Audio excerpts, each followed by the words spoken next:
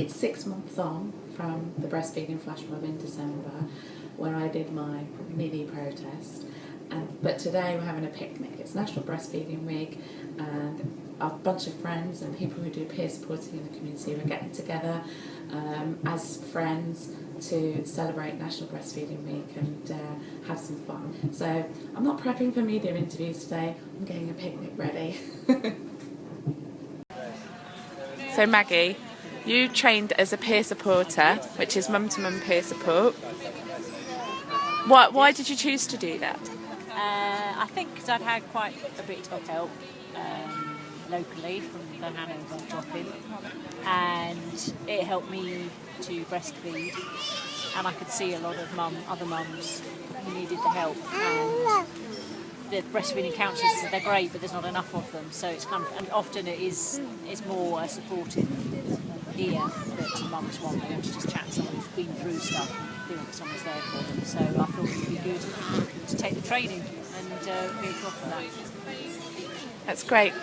And what about National Breastfeeding Awareness Week? I mean, it's sort of like, you know, not got funding from the government anymore. It's not. But people are still celebrating it. Which is great. And I think it's great that to have an event where there's all women there and to just celebrate mums full stop rather than divide into camps of breastfeeding and non-breastfeeding, because you can support somebody else's choices even if they're different to your own. So I think it's good. I think there should be more funding put into it. Thank you. I think we kind of forced it a bit too much. So Jade here is also a peer supporter, breastfed her 3, and still breastfeeding actually, I shouldn't say that. And what we were talking about the course and the peer support course and how much information there was on it. I mean, did you realise that how much there was to learn about breastfeeding and the way you could support mums?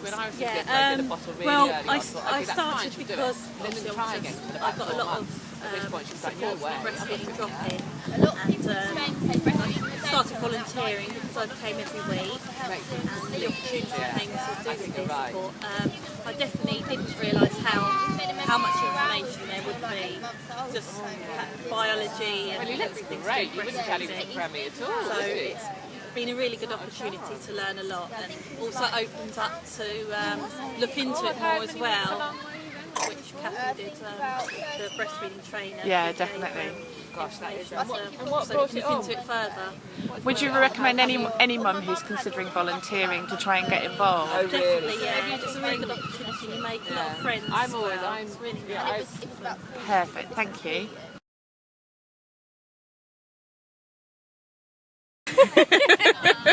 So we've got the lovely Sophie here, and beautiful Shay sleeping, gorgeous. And you've been breastfeeding. It doesn't come without challenges.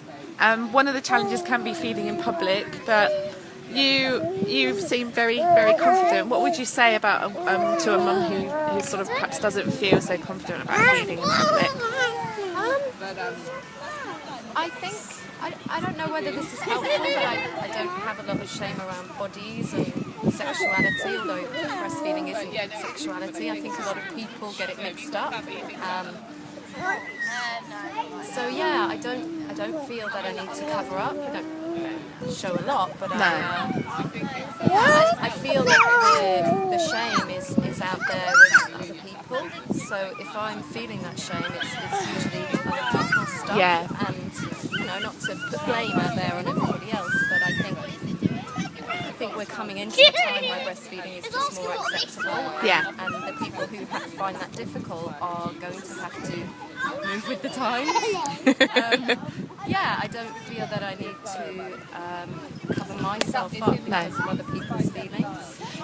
What about women who feel that they can't breastfeed in public unless they're covered up there? I mean, that there's obviously where it's horses for courses. I like to cover up to a certain extent, depending on the company I'm in, but that's my confidence. I mean, yeah, it's personal choice. I mean, I know legally there's no obligation for us to be discreet. Absolutely not. So yeah, it's personal choice. I mean, I do notice in some situations that I feel like maybe I should be covering up more, and I'm quite stubborn, and I actually don't want to act on that, because I think every woman who's breastfeeding in public, whether they like it or not, they are educating people that this happens, this is real, this is nature. Because, you know, most of us don't see breastfeeding in public, and when we do see it, it changes our consciousness around it. So, yeah, I don't think it matters whether you cover up or not, but I really feel that covering up isn't for me. No. Alexandra's come down to join us today, and she writes and sings her own songs and is on a very exciting journey. So not only have you come down to help us sort of celebrate National Breastfeeding Week, but you're on your own sort of superstar journey, aren't you? Yeah. So tell us a little bit about that. We've been covering it on Brighton Mums anyway, so... It's a competition, it's a talent competition that's not so mainstream, but it is documented on Sky Television. And the finals, which I've made it to, are at the O2 Arena on the 14th of July in a few weekends. So yeah, I'm up against lots of other people. Well, we obviously wish you loads of luck for that. A lot of your songs are themed around motherhood, and you know... There's a whole album about, 2 albums about family and relationship, And why is that important to you to write songs? You know, why have you chosen those themes in particular? I don't think you just choose them. I think for a songwriter or an artist or a painter or a poet, you choose what you know about, and whatever you're experiencing, it's a great way of expressing. It's really cathartic, saves you loads of money on counselling. You know, rather than kind of drinking your sorrows in a bottle of vodka, which would be tempting for me, you can just spend hours noodling on a guitar string, so just get it out in that way. One of my themes for this sort of piece and this picnic really is to celebrate also the work that the peer supporters do in the community. We have a lot of mum-to-mum peer supporters that give up their time and go round. Do you have any? Did you come across people like that when you were bringing your children? No, I wasn't in this area. I was in more central London, and there's barely any of it around there from where I grew up, or where the kids were born. So I was quite reliant on finding my own support. Certainly the NHS didn't really provide that much either. No. Yeah, so it was really, there's definitely a gap still, I think, that needs to be filled. It needs, in my opinion, it needs to be more commonplace. Yeah, I mean it is, you know, it's great what the city's put in place here, but obviously there's always sort of more things that can be done, but absolutely. Yeah. Especially as I think in this modern day age, we're tending to sort of box ourselves in and be more isolated, and we can reach out virtually very easily on Twitter and Facebook and whatnot, but actually just have a good chat and get some good advice from a woman that's been through stuff. Yes, Obi, perfect timing. This is my youngest. I've actually got a bit of kiwi on the camera lens.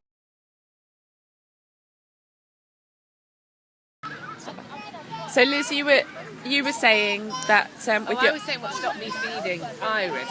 Max is my second child. What stopped me feeding Iris was going back to work. I had to make her independent enough for someone else to look after her for days at a time because of the work I was doing at the time. Now with Max, I don't need to do that. And why is that? You can do a plug here, go on. Because I've started my own business, which involves flexible childcare with office space in the same building. So you can continue to breastfeed while still doing, still having a child with professional childcare. Yeah. An Ofsted registered outstanding nursery, but being able to be upstairs one floor away, able to be called when your baby needs a feed or a comfort. And that really is what he probably needs it for now. I mean, he's now nearly 9 months, yeah. So he's on solid food, but it is just such a closeness and such a comfort to him and to me as well. And of course, not to mention the numerous health benefits, as the longer that you feed for, And one of the surprise statistics that I found was that complementary feeding till 2 years and 4 months delivers the maximum health benefits that breastfeeding can. Did you know that? I didn't know that.